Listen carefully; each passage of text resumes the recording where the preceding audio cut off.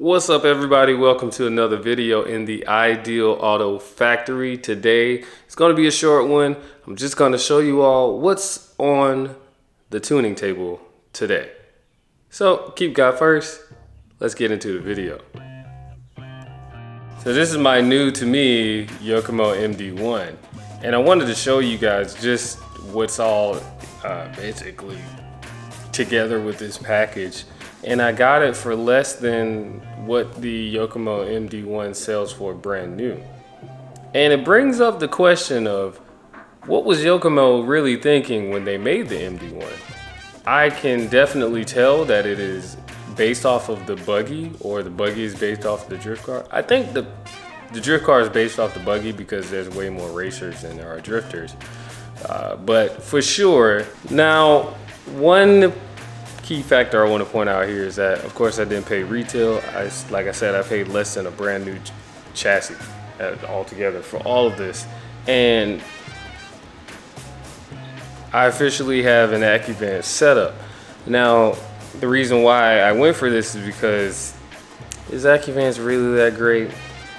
Is it really that great? In 2025, like telemetry has been the thing that's almost been untouchable in a sense, or tuning on the fly. Sanwa did it.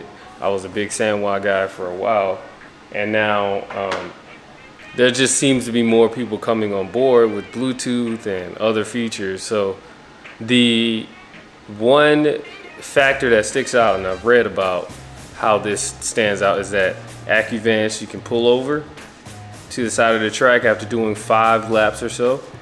And then with telemetry, with the S-Bus, you can tune, change settings immediately, pull the trigger, and keep going. You know, pull the throttle, and just get another lap in. Whereas with the Bluetooth stuff, you gotta connect it, turn the car off, turn it back on, and then you can go. So with those features, is it worth the extra money these days and the extra hassle? And I say hassle in quotations because it's definitely something that is not hard, but it can be if you're not using all of the right settings when it comes to updating the remote, updating the receiver, updating everything. And so with that being said, here's a new project where I get to share with you all the MD1 in full Accuvance ecosystem as far as ESC and motor.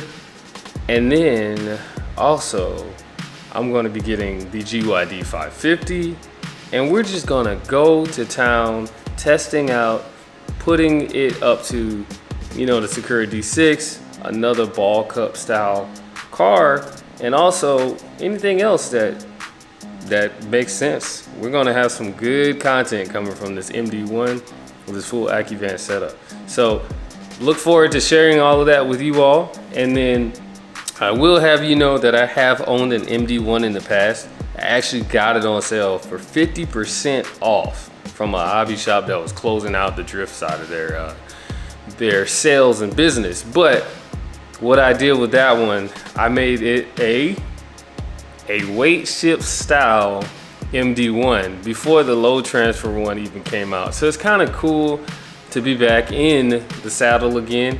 And I just look forward to sharing more and more information on how to basically squeeze out all of that potential and the fun that can come from an MD1.